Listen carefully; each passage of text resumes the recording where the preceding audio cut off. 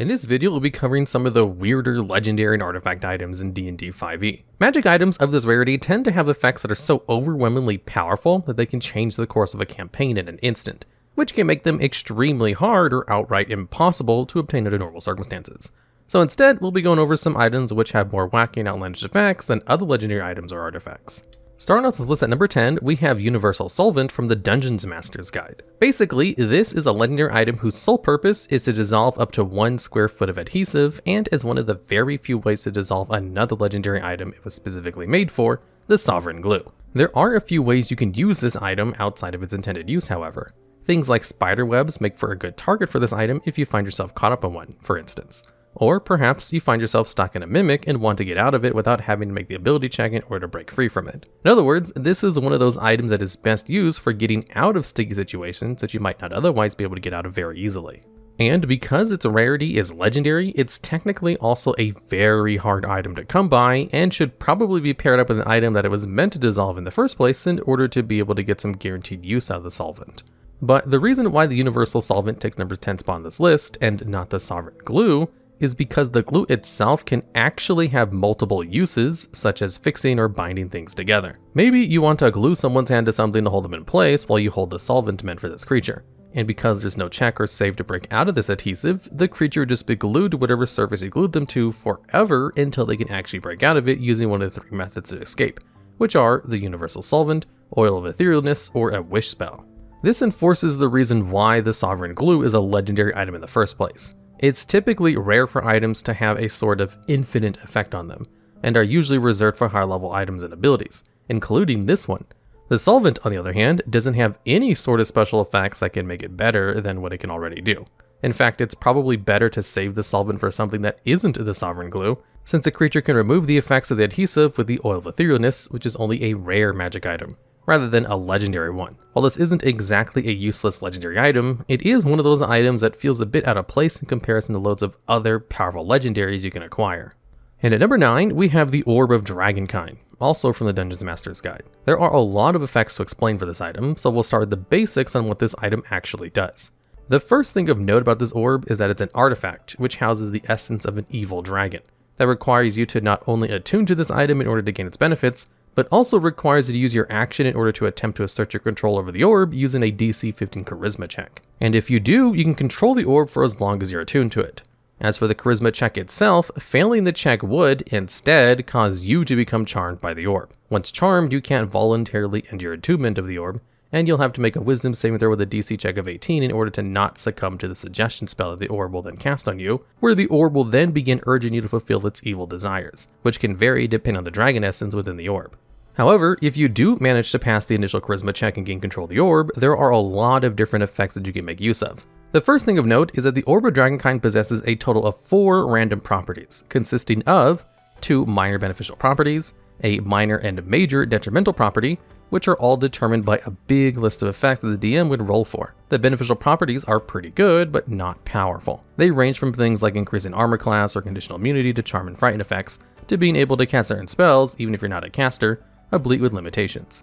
The minor detrimental properties, meanwhile, can be a bit debilitating, but not so much so that they make you useless in any meaningful way. Effects such as being blinded when you move more than 10 feet away from the orb, or losing your sense of smell, while a bit inconvenient, aren't outright intrusive on what you can and can't do in most cases. However, becoming physically ill and having disadvantage in all ability checks and saving throws that use strength or constitution might actually be a lot harder to deal with, since that means you're a lot more vulnerable to failing saving throws related to poison effects or anything related to pushing or lifting objects. As for the major detrimental properties the orbs can have, well, these mostly range from something small and simple, such as taking damage when attuning to the artifact, to much more dangerous effects such as vulnerability to all damage, forcing you to murder another creature of your alignment before you're able to attune to it, or outright calling forth the avatar of a god to take the artifact from you, which shares the same alignment as its creator and possesses the stats of an Empyrean, which is a CR 23 creature with a lot of deadly abilities.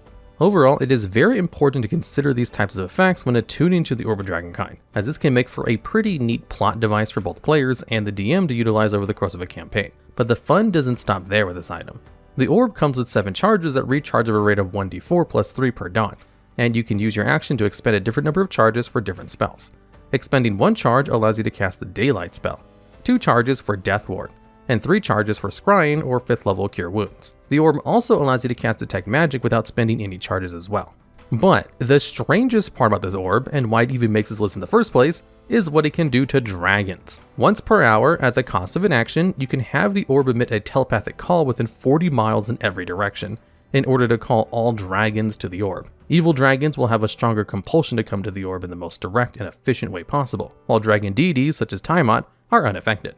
While it's not weird for an evil orb to compel evil entities to heed its call, it is strange for such a rare artifact to do so in such a malicious manner. It compels the dragons to answer its call, which might cause the dragons to become hostile towards the party, since they didn't willingly come of their own volition.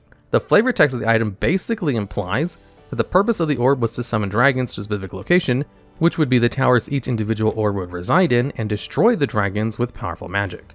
So you could use the orb to summon the lone dragon that is terrorizing a town and effectively start your own raid boss on your own terms. There aren't many items that allow you to willingly call evil dragons to fight them or even talk to them, assuming there's even a slight chance that a dragon might be willing to negotiate after probably waking them up from a nap, which is why this item stands out amongst the other artifacts. But even if you're not ready to fight a dragon, this effect works twofold in that if you're charmed by the orb might very well try to compel you to call the dragons against your will. In this instance, make sure to pack a disintegration spell or a +3 magical weapon, since those are the only ways to destroy the orb if it ever comes down to that. All in all, this item comes with a huge amount of risk for very little reward, but works as a very dangerous but potentially useful plot item in a dragon-based setting. And at number 8, we have the Infernal Tack from Mordenkainen's Tome of Foes. This item allows you to bind a nightmare, effectively a demon horse, to your service. The Infernal Tack also comes with everything you need to ride a horse, including spurs for yourself, which you can use to calm on the nightmare using your action whenever you need it. Upon doing so, the fiend appears within 20 feet of you on your next turn, and takes its turn on your initiative count while also acting as your ally. Once summoned, it remains so for 1 day, until it dies, or until you dismiss it as an action. And just like most fiends and demons that possess eternal evil, if the nightmare dies, it reforms in 9 hells within 24 hours, where it will then be summonable again. All of this is well and good, as being able to summon your own steed whenever you want isn't an unusual thing at all. In fact, wizards can learn the 3rd level spell Phantom Steed as soon as they reach 5th level and cast as a ritual to conserve spell slots whenever they want, which effectively does the same thing as a nightmare, minus the ability to take willing creatures to the ethereal plane and back. The weird thing about this item is that just having the Infernal Tack isn't enough for you to properly make use of it. You first have to have an evil alignment in order to even attune to the tack in the first place, and then you actually have to subdue a nightmare and place a tack on it manually before you can even start to benefit from its effects. And even then, the nightmare doesn't have to accept its forced servitude willingly, but can have its loyalty earned as time goes on. This is a very slow burn process, however, especially when compared to other magical items that just grant you the immediate benefit. The Infernal Tack makes you work for your nightmare companion, and even then, you would have to maintain its loyalty in order to even make use of an effective ally that you can count on whenever you need it. So while you can definitely summon your own steed through a means of a spell, or train or buy a normal horse, you could also tame your own demonic horse of the 9 hells, which might be more fitting to evil characters if you're willing to go through the process and you get a loyal friend to boot. And capturing number 7 spot on this list, we have the Iron Flask from the Dungeons Master's Guide. This legendary item effectively works similar to a Pokeball used in the Pokemon games, where you attempt to trap a creature that you target within 60 feet of you. The targeted creature must come from a plane of existence that is different from yours, and they must succeed a DC 17 Wisdom saving throw to not get stuck in the flask. Once trapped, however, the creature no longer needs to eat, sleep, breathe, drink, or no longer ages while inside. The flask can only hold 1 creature at a time, and you can release the creature using your action in order to do so, or it will remain friendly to you and your allies for 1 hour before returning to its normal behavior. While the creature is on your side, you can give it any command you want, so as long as it doesn't result in its death, which can include fighting for you. Otherwise, the creature will just defend itself. Inherently, you can't know what creature is inside the flask just by looking at it unless you choose to use an identify spell to reveal the creature residing in it. This is especially useful if you happen to come across an Iron Flask just lying around and don't want to use it immediately due to the fact that if you're releasing an especially powerful creature, you might have a hard time getting it back into the flask, since a creature that has been trapped before will now have advantage on the saving throw. However, nothing is really stopping you from trying over and over again until the creature finally returns to the flask, except time. As for the creatures that might be residing in the flask, if you come across one by chance, they are chosen by the DM rolling a D100 and selecting from a long list of possible creatures. Rolling a 1 through 50 resulted in an empty flask, while everything else can range from something as weak as a salamander to something as strong as a Baylor or a Solar, to very high challenge rating creatures that you don't want to tangle with if they ever exceed the duration outside the flask. Since creatures always return their normal behaviors and alignments once the duration of the flask has passed, there's a good chance you'll have to fight that creature. So if you want to have another creature put in a flask, then have some method of escape or a good amount of time to prepare for a big fight if you've captured a particularly strong creature. Although, it might just be better to keep the creature in the flask since a powerful ally will always be a powerful ally. There's not really that much to say about this item other than everything it describes, and the overall usefulness of this item depends on what your campaign requires or desires. Some creatures might be useful for scouting, while others are more helpful as cannon fodder or action economy. But the concept of being able to capture creatures from other planes of existence while making them your ally, even if temporarily, is a really neat concept and lays the groundwork for future expansions if you so desire. Imagine, for example, a D&D campaign that revolves around all the concepts laid out by the Iron Flask. In fact, there was a Pokemon 5e project that's being worked on which gained a lot of traction and popularity up until March 12, 2021, when the creator was forced to take down the project by Wizards of the Coast and Nintendo. And while it's doubtful the Iron Flask had anything to really do with the conception of the project, they almost definitely would have an item in the project that functioned like an Iron Flask. And at number 6, we have the Nightfall Pearl from the Explorer's Guide to Wildmount. This is a jet black orb that contains a simple effect of creating nighttime in a 10-mile area around the orb, even if it's still daytime. It takes 10 minutes to activate it, and the nighttime effect lasts for 24 hours until you cancel it using your action, or until you end your attunement to the orb, all of which will result in the orb no longer being usable for 24 hours. This can be pretty useful for debilitating any societies that rely on the sun, since you can effectively bring forth eternal night for as long as you want. Crops need sun to photosynthesize off of, or will start dying after a while, for example. And changing the time of day to nighttime can also confuse and scare people into hiding, which might make a stronghold or village easier to scavenge from, although key buildings and structures might be more heavily guarded as suspicion rises. In short, there are plenty of ways you can use a Nightfall Orb to your advantage from the perspective of an evil and more chaotic character. And if you combine this with the 8th level spell Control Weather, you can even further enhance your control over a particular region, by creating nightly snowfalls, torrential downpours, or even blizzards, which might make for an interesting thing to give to a big bad evil guy if nothing else. However, it is a lot harder to use this item if you're trying to play a more good-natured character, as most creatures don't really benefit from the night in the same way that most vampires do. That doesn't mean it's impossible, though. Perhaps you're in a desert and your kobold party is suffering from sunlight sensitivity, so use a Nightfall Pearl in order to give them temporary reprieve for a bit. But the reason this item takes number 6 on this list is mostly due to the fact that changing the time of day whenever you want and bringing a perpetual darkness within 10 miles is extremely unique, a bleak niche. And since the area of the orb affects is so huge, it might actually be a detriment to the party as more and more people start becoming suspicious and begin to investigate, which can be made even worse if others outside the orb's range take notice. The Nightfall Orb requires proper care and planning before using it, but can definitely make things very interesting if nothing else.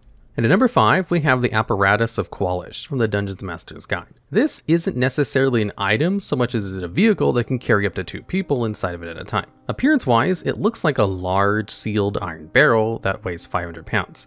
But upon closer inspection, it will reveal a hidden catch that will allow creatures of medium size or smaller to fit in size. It has a 20 armor class, 200 hit points, immunity to poison and psychic damage, and has 30 foot movement speed on both land and for swimming.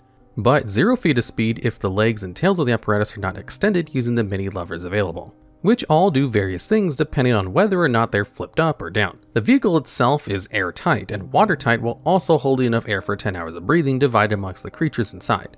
As for how the apparatus operates, it can float on water but can submerge itself safely down to a depth of 900 feet. Moving below that will cause the vehicle to take 2d6 bludgeoning damage per minute from pressure. And as an action, you or another creature inside the apparatus can adjust up to 2 of the 10 levers up or down as needed, where they will reset back to neutral position after being used. It's not often that you'll find a vehicle that can work well on both land and sea, especially not one that is considered magical. Even the airship isn't found in the magical item section and can be purchased for a large sum of 20,000 gold. The apparatus also sports some fairly decent defenses and an acceptable form of attack that can deal 2d6 bludgeoning damage if you need to defend yourself. It also comes with a grapple as well, which can be used for grappling a target that won't stay still. However, the main use for the vehicle appears to be mostly for traveling underwater. While you can still use it on land, the apparatus is advertised more as an underwater submarine than a walking tank for land travel. Not only that, but there are plenty of ways to safely travel on foot that would be a lot faster unless you're trying to escort a caravan or other important figures while on the road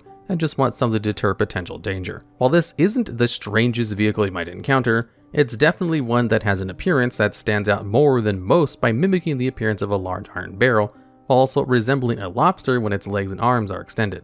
while also sporting its own stats that other magical vehicles don't normally have, such as a bobbing lily pad, which is enough to make the Apparatus of Kwalish take number 5 spot on this list. And at number 4, we have the Scroll of Tarrasque summoning from the Rime of the Frost Maiden. And it's a magic item that does exactly what it says. It summons a Tarrasque within 1 mile of you to an unoccupied space and disappears when hit points drop to 0. And just like any Tarrasque, it's hostile towards all creatures that aren't itself. And if you're not aware what a Tarrasque is or what it can do, well, the Tarrasque is a CR 30 gargantuan creature the size of a Titan, and it's usually considered one of the more deadly creatures you can ever encounter in the game. It has immunity to fire and poison damage, as well as immunity to bludgeoning, slashing, and piercing damage on non-magical weapons, magic resistance to give it advantage against spells and magical effects that require saving throws, a reflective carapace to repel magic missiles, line spells, and other spells that require a ranged attack roll, and legendary resistance in actions. It can also swallow a grappled creature whole as a follow-up to its basic bite attack, which can cause severe damage or even death, as any creature swallowed by Tarrasque will suffer 16d6 acid damage at the start of each of the Tarrasque's turn, unless the Tarrasque fails a DC 20 Constitution saving throw when taking over 60 damage in a single turn, where it will then regurgitate all swollen creatures. So, if you ever wanted to summon a gargantuan siege titan upon a major city of enemies, then summoning a Tarrasque would definitely get the job done. However, doing so would eventually result in the Tarrasque moving on from its path of destruction, meaning it will have to be dealt with eventually. Just like the Orb of Dragonkind, this is an item that basically summons a raid battle for your party to fight if you want to, but with the added benefit of destroying an enemy-controlled region and having a 1 mile head start and getting out of the immediate vicinity. Eventually, however, the Tarrasque will become a problem in other regions if it isn't taken care of swiftly thereafter. So it's always best to use the scroll responsibly by taking down the Tarrasque immediately after its fit of destruction, since hopefully your party would be able to take it down with enough prep time. Luckily, the Tarrasque does lack ranged options, so if you could find a high enough place, or you can fly, then the fight can work out very much in your favor when fighting it, as long as you have a ranged magical weapon and the ammo for it. Although this could make the Tarrasque lose interest and start focusing its attention elsewhere. As for the reason why this item takes number 4 spot on this list, it's mainly for the same reasons the Orb of Dragonkind is also on this list. It allows you to call upon one of the most powerful creatures for basically no benefit. The biggest difference is that the Orb of Dragonkind at least does come with some minor benefits, and maybe a way to negotiate with the evil dragons you call upon with the orb. But the Tarrasque is just never in the mood to talk no matter what, so the benefits of having a scroll to actually summon one ends up being very limited. And at number 3, we have the Orrery of the Wanderer from Acquisitions Incorporated. This legendary artifact is actually an artifact that also consists of 6 very rare components that can all be installed and attuned to using a single attunement slot, rather than each item using its own slot. The Orrery comes with 2 minor and 1 major beneficial property and 1 major detrimental property, which can all pull from the same table as the Orb of Dragonkind, except for the major beneficial property which the orb doesn't provide. The major beneficial properties allow you to cast strong spells, increase your ability scores, or even grant you immunity to status conditions, and are all generally very useful. As for what components you can install in the Orrery, we have the Chronolometer, Dimensional Loop, Far Gear, Rotor of Return, Timepiece of Travel, and the Wheel of Stars. However, for the sake of time, we won't be going over every item component and their effects in great detail and how you can use them, but we will do so for at least one of them just to give an idea of just how strong each component is individually compared to how powerful the Orrery would be with all of them installed. So first up, we have the Chronolometer, which grants you a +1 to your intelligence saving throws and allows you to learn a language you didn't know before the first time you attuned to it, but can only understand the language while attuned to it. In addition to that, you're granted 2 additional abilities you can use, both of which with a once per dawn restriction attached to it, which is also a running theme for every component moving forward. The first ability is Time Bandit. You get to roll a d6 at the beginning of your turn and determine what happens based on the outcome. This doesn't require any sort of action to do. If you roll a 1 to 3, you essentially slow down time, giving yourself an additional action on your turn and doubling your movement speed until the end of the turn. And since this is an additional action and not an additional attack, this also means you can make it a second attack with full benefits of your extra attack, similar to having used an action surge, which also grants you an additional action. And on a 4 to 6, you go forward in time to warn yourself of upcoming danger, allowing you to re-roll a saving throw, attack roll, or ability check whenever you fail one of those rolls and take either result. The other ability you can use is called Fate Swap, which allows you to grant an additional action to a creature that takes damage that you see within 30 feet of you, if it is that creature's turn, or an action that a creature can use immediately if it's not their turn. And since the description for this ability only specifies that it uses your reaction, your fighter can make their additional attacks while also having their reaction free for other actions. such as casting the shield spell from a Ring of Spell Storing, for example. And that's just the magical item effects of one component that you'll be granted if you were to install the Orrery. We also have Dimensional Loop, which makes you harder to hit by invoking disadvantage on attack rolls against you for 1 minute, while also granting you advantage on stealth checks. It also allows you to treat a space within 60 feet of you as if it were 5 feet away from you for the purpose of movement and attacks, which can be a great way to attack enemies from a distance using your melee attack without having to be next to them. Far Gear lets you use Conjured Celestial and Bane spells, which also function differently to their normal counterparts. Conjure Celestial actually summons an aberration of CR4 or lower, but doesn't require concentration to maintain, while Bane will affect any number of creatures in range rather than up to 3. Road of Return allows you to call forth a mundane item that is worth 50 gold or less, which appears in your hand or at your feet. This takes the item from somewhere in the world and can be a good way to summon an emergency weapon at any time for 10 minutes, where it will then vanish. The only limitation is that any item you summon is generic, meaning you can't cause a specific enemy's sword to suddenly vanish into your own hands. The rotor also lets you teleport to a fixed point that you've set it to using your bonus action in order to do so. However, the point must be within 500 feet of you. Meanwhile, the Timepiece of Travel gives a direction to any known location within 10 miles of you, and can also let you cast a teleportation spell. The Wheel of Stars allows you to add or subtract a d10 roll to a creature's attack roll, saving throw, or ability check as a reaction, and also gives you access to the Fly spell, which you can only use on yourself, or the Levitate spell, which functions as normal. All of these components also combine with their own smaller benefits, such as granting you +1 to bonus saving throws for different stats, and things such as Dark Vision, cantrips, etc., etc.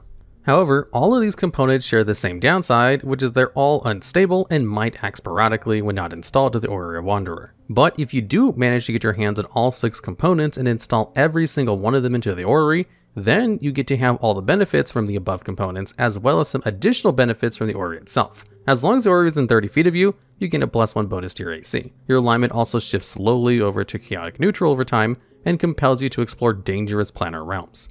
But the biggest prize is, if you manage to install all 6 components into the Orrery, it will have 7 charges that recharge at a rate of 1d4 + 4 per dawn, and can be expended for different spells using your action. Contact Other Plane and Teleportation Circle both cost 3 charges. Plane Shift costs 5 charges, Demi-Plane costs 6, and Gate cost all 7 charges. The reason why the Orrery takes number 3 spot on this list is because this is an immensely powerful artifact strictly due to the fact that you basically gain the benefits of 7 powerful magical items for the price of 1 attunement slot, which no other artifact or item in the game does. The only other item that functions even close to how the Orrery does would be the Lord's Ensemble, which still requires you to have all 3 components in order to receive any of the individual benefits, rather than allowing you to benefit from each one of them individually. Meanwhile, with the Orrery, you basically gain enough abilities and magical effects to create an entirely new character, so to speak, which could also make for an interesting adventure. And at number 2, we have Iggwilv's Cauldron from Wild Beyond the Witchlight. This cauldron can create a lot of different items which possess different kinds of beneficial effects when certain ingredients are used for it. However, in order to make use of the cauldron in the first place, you must first decide whether or not you want your cauldron to be made of iron or gold. In the context of Wild Beyond the Witchlight sourcebook, you are only able to change the material by talking to one of the 2 NPCs, Baba Yaga or Iggwilv, that can change the material the cauldron it is made from. The second thing you need to do with the cauldron is to be attuned to it. However, there are 2 caveats to this. The first is that only spellcasters can attune to the cauldron. The second caveat happens once you finish attuning to the cauldron, which is, you have to make a DC 15 Constitution saving throw in order to not be affected by the aging effect the cauldron has, where if you fail the saving throw, you're aged up to a decrepit state where your movement is halved, your vision and hearing range is reduced to 30 feet, and now have disadvantage on all ability checks, saving throws, and attack rolls.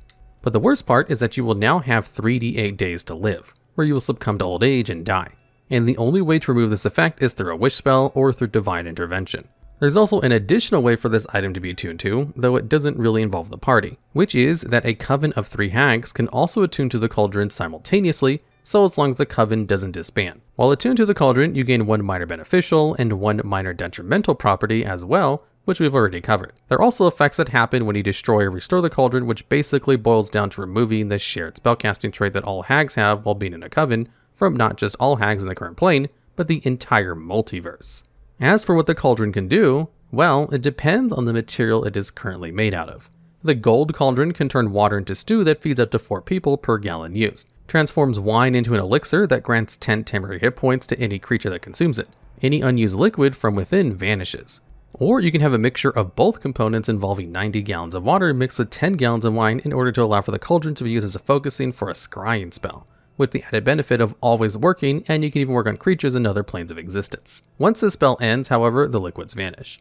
Lastly, dipping bristles of an ordinary broom into the water-filled cauldron will transform the broom into a broom of flying for 3 days. However, you can only use the effect once per dawn, so you can't just make every broom you come across into a flying one, unfortunately. The Iron Cauldron, however, has effects that differ greatly from the gold version. You can scream into the cauldron while it's empty to summon a fully controllable swarm of bats under your command that also shares your initiative for 1 minute.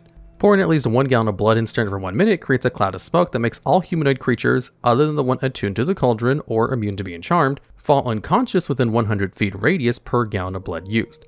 You can create a wand of polymorph by dipping a dead frog or toad tied to an ordinary branch, then dip it into the water-filled cauldron.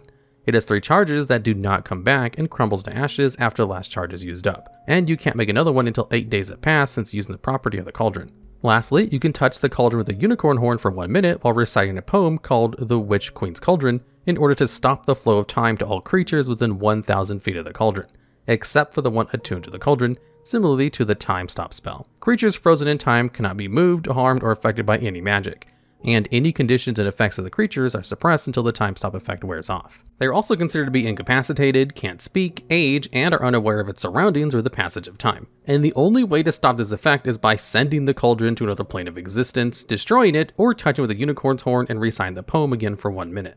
Another way to end the effect on a smaller scale would be to make a creature come into contact with an anti-magic field or touch them with a unicorn's horn, but only for those creatures. This effect in particular is actually very strong, since it only affects creatures and doesn't prevent objects from being moved or otherwise carried. And unlike Time Stop, where the spell ends if you attempt to make any actions that affects what a creature is wearing or carrying, the Time Stop effect on the cauldron does not have this sort of special case, meaning that you can take valuables off a person while they're frozen in time without any risk of being caught. All in all, Iggwilv's Cauldron is unique in that it has a lot of very good potential effects and comes in 2 varieties that you can have changed by talking to either the 2 NPCs mentioned before. But the reason why this item takes number 2 spot on this list is because it requires such a dangerous risk in order to attune to it in the first place, where if you aren't prepared for the potential consequences, you might end up as dead weight at best or dead at worst. While 3 to 8 days can be plenty of time to find a way to reverse the effects of the cauldron, it's usually not the preferred, unless you already have someone with the wish spell or a level 20 cleric who can guarantee the success when using their divine intervention, in which case the risk of attuning to the cauldron are greatly reduced. And the benefits this can provide are also amazing, since you can transform water or wine into useful buffs or effects, or create temporary magic items, or even stop time itself. A wand of polymorph might not seem like much, but there is 3 charges of turning people into Tyrannosaurus Rexes, which makes a magical item worth having all on its own. However, combining that with the ability to have a time-stopping effect or a controllable swarm of bats also enforces its place at number 2 spot on this list. But what really takes the cake is the fact that destroying the cauldron just weakens all hags in the entire multiverse by taking away a key trait of theirs, which is something that not many items, if any at all, possess. So if you find yourself having a hag problem, then maybe consider looking for Iggwilv's Cauldron in your homebrew games, for no other reason than to cripple every coven of hags you come across in the future. And for our number 1 pick, we have the Deck of Many Things from the Dungeons Master's Guide. This legendary item is quantifiably one of the strangest items in the game, because there's nothing like it in terms of mechanics or magical effects. The first thing of note is that the deck either has 13 cards or 22, depending on how lucky you are when finding the deck. This is strange because the deck will require you to draw random cards from it one at a time. And since a d20 only has so many sides, it makes it a bit hard to choose randomly, so most players will, instead, use a modified deck of playing cards to represent the Deck of Many Things, something that no other magical item requires you to do. The second reason why this item is not only strange, but also the reason why it's one of the most notorious items in the entire game, is due to the sheer randomness of the deck. Basically, each card has its own suit, and you draw cards based on how many you are declaring to draw beforehand. If you draw more than what you declare, the excess cards will have no effect. However, you must draw the number of cards you've chosen no more than 1 hour after the previous draw. Otherwise, the remaining number of cards will fly from the deck on their own and take effect all at once.